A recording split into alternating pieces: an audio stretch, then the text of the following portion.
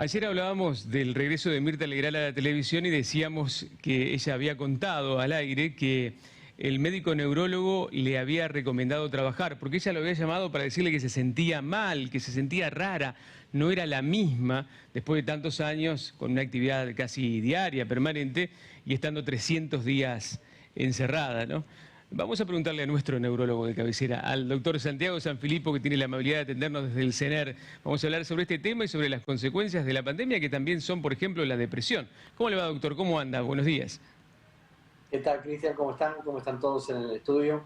¿Está bien la recomendación, lo que le dijo el médico neurólogo a Mirta, que trabaje? Sí, siempre hay que hablar con el paciente para preguntarle cómo se siente con respecto al realizar las actividades que normalmente venía cumpliendo antes. Si la paciente, si la persona se encuentra estable, se encuentra bien y con ganas de hacer las cosas y es capaz de hacerlas, me parece que lo mejor es que las haga. Lo peor que nos puede pasar es estar inactivos, no tener ningún tipo de realización cultural o laboral, inclusive en el caso de ella es laboral, pero es una persona extremadamente lúcida, con un bagaje cognitivo muy importante, formada desde hace muchísimos años, lo cual le permite realizar su actividad, en este caso fundamentalmente mental, no tanto física, aunque requiere un esfuerzo físico, estar 2 horas manejando un programa, y ella lo soporta perfectamente. Así que yo a mis pacientes que tienen trastornos cognitivos o aquellos que no tienen trastorno, les digo que hagan la mayor actividad posible dentro por supuesto, dentro de lo que su cuerpo le dé y dentro de sus posibilidades. Usted sabe, doctor, que dijo algo muy, entre otras cosas, Mirta Legrand dijo, le recomendó particularmente a la gente de su edad que no se metan en la cama. Dijo que quedarse en la cama, quedarse acostado, puede ser un camino difícil de revertir, apuntando yo creo que fundamentalmente a la depresión, que es lo que mucha gente ha caído durante la pandemia.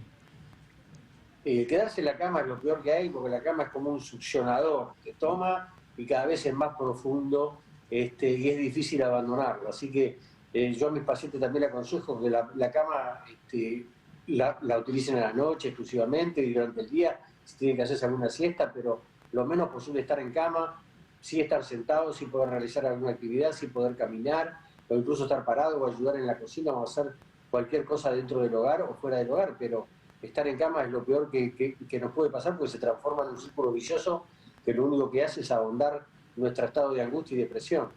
A propósito de la depresión, usted en su libro también lo cita como una de las patologías propias del género femenino, de las mujeres, en un gran nivel, en una gran cantidad. Y la depresión, mira, constituye en sí un reto para la salud pública, ya que su prevalencia, si la cantidad de casos que hay por año es muy alta en todo el mundo. El número de personas que la sufren a lo largo de su vida está entre el 8 y el 15%, lo cual en el mundo podemos decir que hay 350 millones de personas que sufren depresión en este momento. Y cierto, las mujeres tienen el doble de posibilidad de tener depresión que el hombre.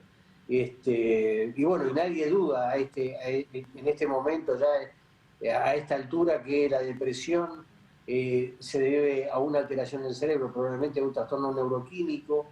Y todo lo que pasa, antes se consideraba que el cerebro era una cosa, que la mente era otra, ahora el cerebro, cuerpo y mente es todo uno, y por lo tanto los trastornos que antes se consideraban puramente psiquiátricos, donde no había ninguna alteración en el cerebro porque no la llegábamos a ver, ahora se sabe que es un problema neuroquímico, que es la falta o el exceso de algún tipo de sustancia o de neurotransmisor que normalmente existe, y que hay cambios bioquímicos que pueden producir esta depresión, por supuesto. Doctor, ¿y estos neurotransmisores, o sea, la única forma, la única guía para poder estar mejor y salir de esa depresión es con los medicamentos?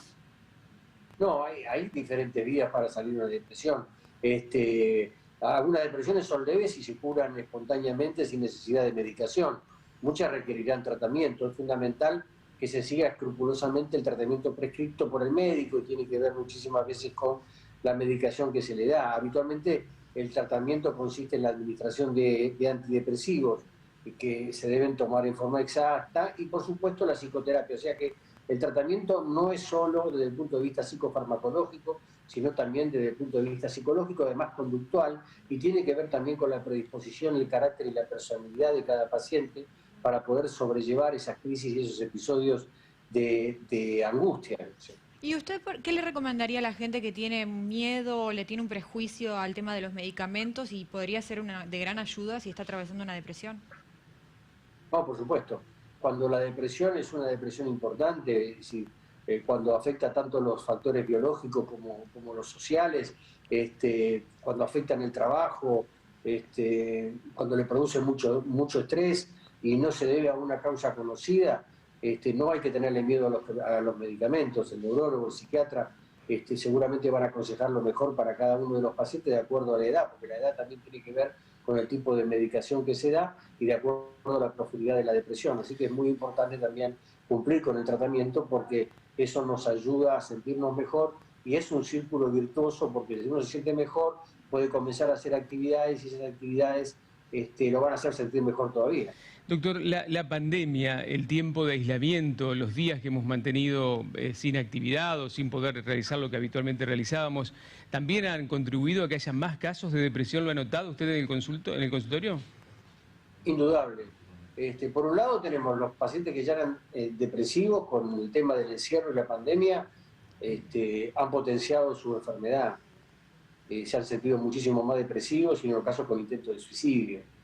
En otros casos, en aquellos pacientes que no son depresivos, el encierro, la cuarentena prolongada, la falta de contacto con nuestros familiares, la falta de afecto, ha producido un sentimiento hondo de pesar, con una angustia permanente, incluso con episodios de ansiedad, y hasta de excitación y de irritabilidad, de enojo fácil, de cambio del humor. Todo eso se ha notado muchísimo en esta cuarentena, muchísimo durante esta pandemia, y no hay paciente que venga a mi consultorio, además de su causa neurológica, que no me refiera que también tiene algún trastorno del ánimo, ya sea de ansiedad o de depresión, sí, secundario a esta pandemia. Qué bárbaro, qué increíble las consecuencias que cada vez se van descubriendo más.